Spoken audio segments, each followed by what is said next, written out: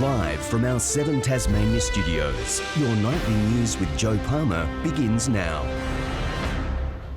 Good evening, everyone. A jury has heard confronting details about the alleged murder of an Ulverston man who was decapitated and buried in a shallow grave.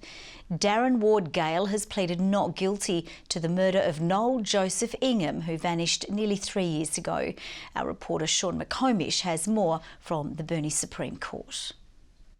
Noel Joseph Ingham was last seen leaving a doctor's clinic in Ulverston in July 2016.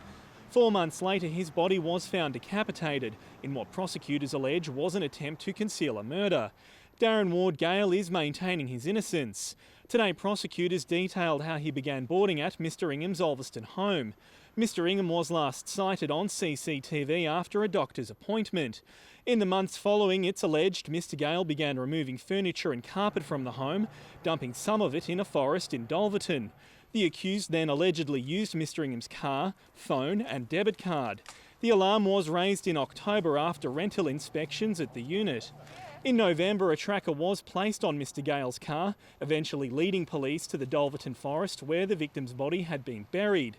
The head was missing and has never been found. Prosecutors also read out a recorded phone call from Mr Gale after his arrest, where he allegedly said, "I'm the only one who knows what happened. I may even get away with self-defence." Defence lawyer Greg Richardson urged jurors to be aware that the state's case against his client was circumstantial, adding the prosecution hadn't the faintest idea what happened to Mr Ingham. At least 60 witnesses are expected to give evidence over the next 4 to 5 weeks. The trial continues tomorrow. Construction at the Royal Hobart Hospital came to a standstill today as hundreds of workers walked off the job amid fears of exposure to asbestos. The union today holding mass meetings to raise its concerns over workers' safety and potential contamination throughout the hospital.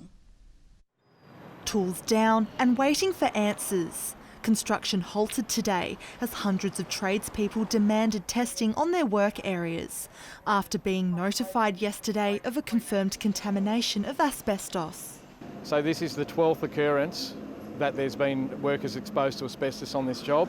They've said we're not going back until there's testing and proper testing and monitoring regime in place. At this stage, I don't believe the number is 12. There have been a small number of incidents where asbestos has been identified during the course of our works. We obviously are operating in a very challenging site. On April 18th, several workers discovered the potentially deadly substance between an old building and the new development.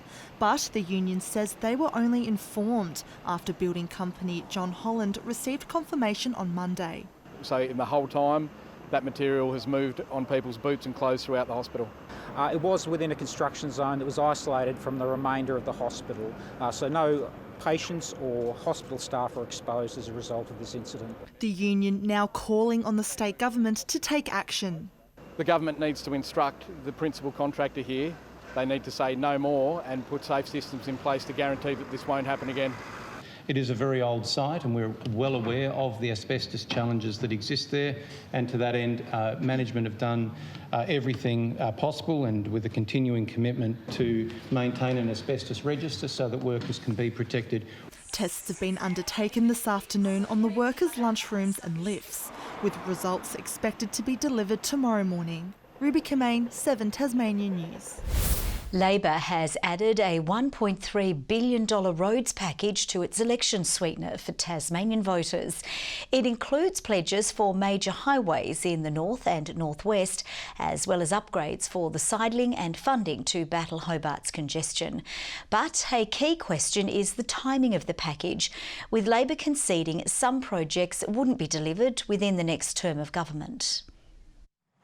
The shadow infrastructure minister in the state as the Labor campaign set its sights on Tasmanian motorists today, promising a 10-year $1.3 billion roads funding package. The largest ever roads package put forward by any political party in any election in Australia's history for Tasmania. The pledges including $25 million for both the West Tamar and Sidling, $35 million for the Murchison Highway and $60 million to upgrade the road between Marrawa and Wynyard.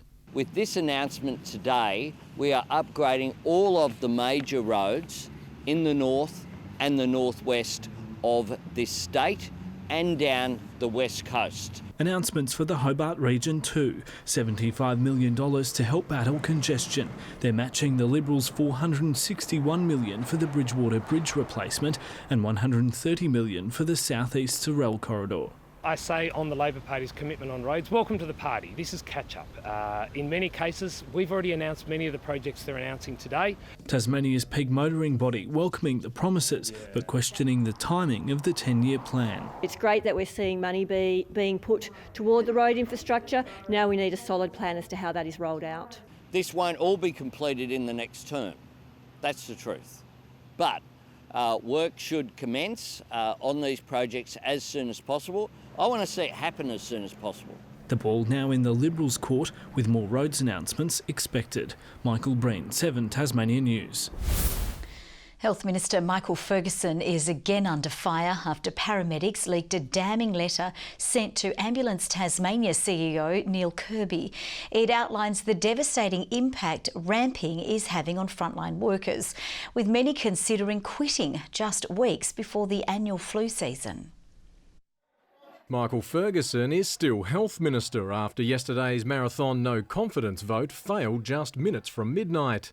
Yesterday it was Royal Hobart Hospital registrars. Today it was paramedics pleading for help. Minister, do you acknowledge that ambulance ramping increases the risk of patients dying? A leaked letter sent to Ambulance Tasmania CEO Neil Kirby reveals the pressure on paramedics, with some spending more than 13 hours ramped on a single shift. It offers solutions, but also says many are ready to quit, while 4 paramedics said they've considered self-harm. The hospital is now at the point where they are operating at crisis levels every day. I'm already hearing stories of patients and of health professionals who are taking active steps to avoid calling an ambulance. The Minister says he is listening and admits much of the ramping is caused by bed block at the Royal Hobart Hospital. He says another 42 paramedic positions are in the budget. What we won't be doing is playing Rebecca White's blame game. It has helped nobody. We're a government that's investing in solutions. We'll continue to do more of that. But the union says it's too little, too late. If it cared, it would have done something by now, and it hasn't. It's ridiculous that we are in the circumstances that we're in right now, and we're just on the cusp of winter again.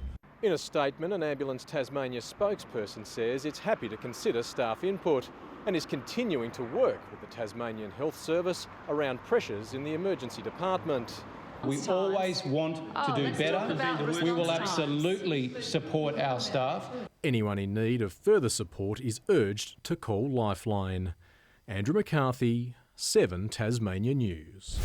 The Integrity Commission has cleared Will Hodgman and Michael Ferguson of any wrongdoing after they were investigated in the wake of Angela Williamson's sacking from Cricket Australia. It was alleged Ms Williamson's employment was terminated because of government influence. It is highly disappointing, though not surprising, that the Labor Party attempted to turn this private employment matter into an opportunity to smear the government with completely unsubstantiated allegations.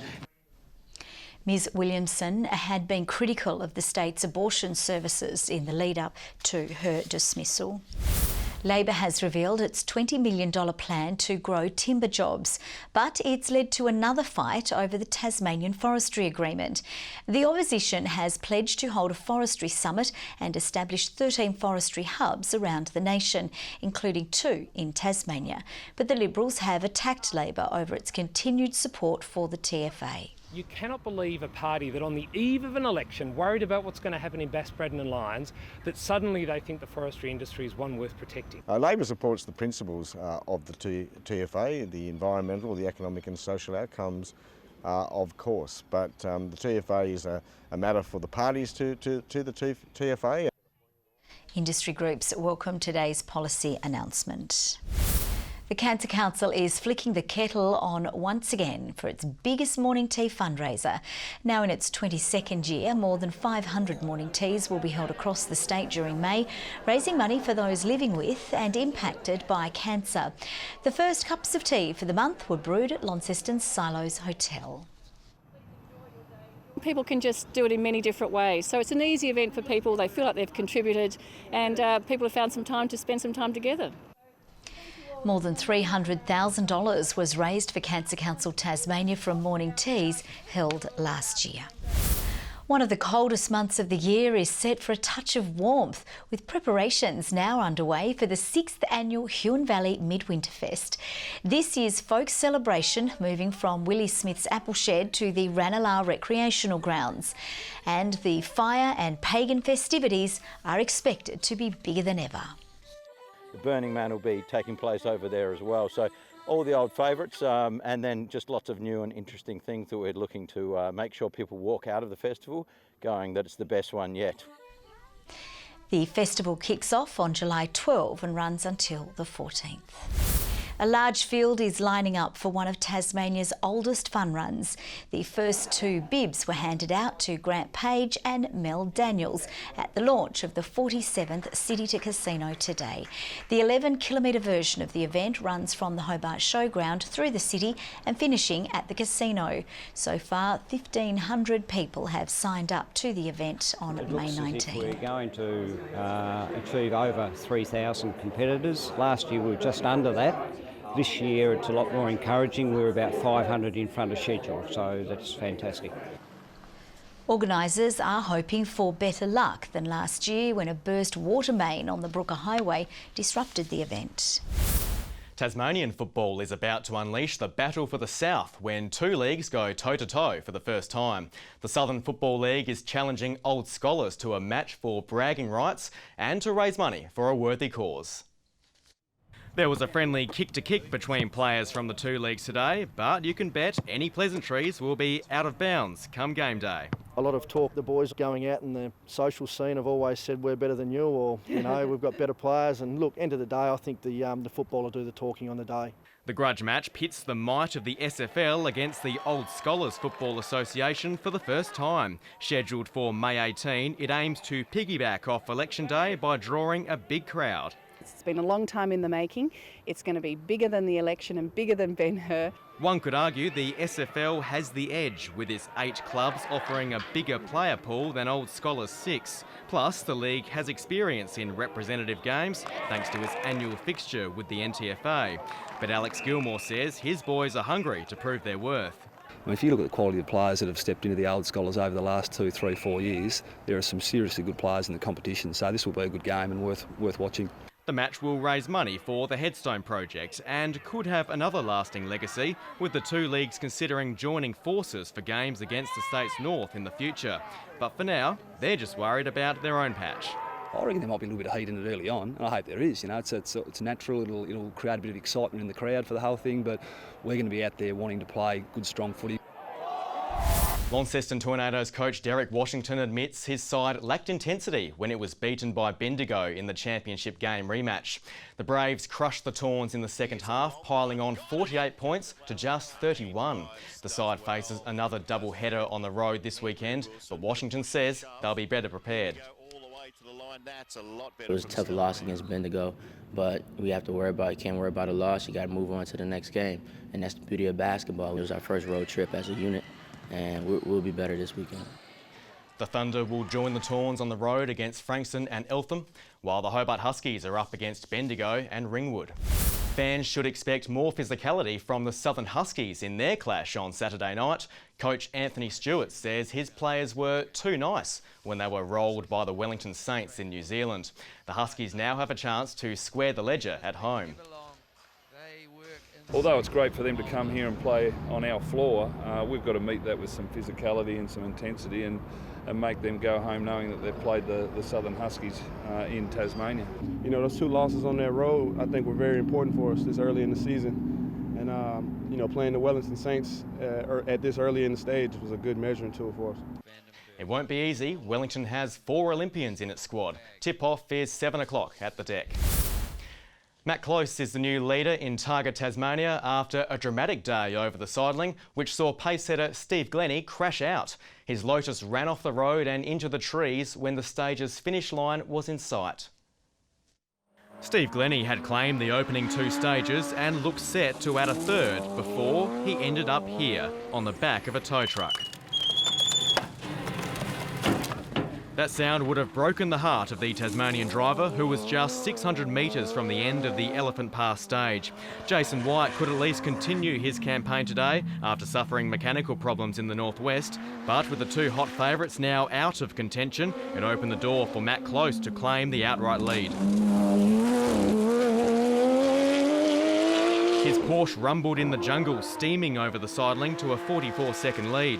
Hobart's Michael Pritchard jumped to second in his Porsche, while Lotus speedster Paul Stokel held his position in third. Tomorrow's meant to be wet. Can Close hold on? I haven't done a lot of wet running, but we'll be pretty cautious. If it's bucketing down tomorrow, it's a whole new ball game. It's there for people that want to grab it, but we'll just keep doing our own thing and keep on the road. Day 4's racing starts in Sathana before drivers make their way down to Strawn. Good evening. All that rain that was coming is still coming. All we could muster today was 3 millimetres at Cape Grim and Luncheon Hill. Hobart and Burnie 18 degrees. Launceston 22 today and Devonport 17. Some temperatures up to 7 above average though. The top 24 on Flinders Island. King Island reached 21. Low Head, St Helens and Strawn all on 19. Friendly Beaches 18 today. Lyowini 17 and just 13 at Ooze. There was some high level cloud that crossed the state today, clearing the north and northwest in the afternoon. Now all the rain should be with that system coming in behind it. There's plenty of cloud in the bight swirling around a low pressure zone, more cloud up the eastern part of the nation as well, and some gathering over the top end. Tomorrow's chart shows a splattering of low pressure zones and cold fronts heading over our region, with the high now well over the Tasman and trough lines over the north of the mainland. Winds east and northeasterly at 15 to 25 knots, reaching 30 knots over the west before easing in the afternoon, swells at 2 metres. We have a strong wind warning in the west from Low Rocky Point to Stanley. Now for tomorrow, 23 the top, 60% chance of a shower or two for Hobart, light rain at times for Cygnet 22 and 22 also for New Norfolk. Launceston, rain at times and 20, 19 the top for Devonport, rain developing for Campbelltown and 20 degrees. Burnie, rain, possible heavy falls as well, 18 the top, 21 for Strawn with rain easing later, some heavy falls for Smithton during the day and 18 the top. A top of 22 for St Helens with rain on the way later, 23 for Swansea and Fingal. On Friday, showers across the state, easing early from the east where it's needed most, of course. Most of the wet weather over the west and north coast. Showers clearing from the north on Saturday morning, contracting to the east and far south in the evening. And on Sunday, fine apart from possible showers over the southeast and the northwest coastal areas. A sunny 21 in Perth tomorrow, showers and 17 in Adelaide, rain and storms over Melbourne, 22 the top there, partly cloudy for Sydney and a possible shower in Brisbane. Clear and 14 in Hobart, cloudy in Launceston, 16 right now and 16 currently in Devonport.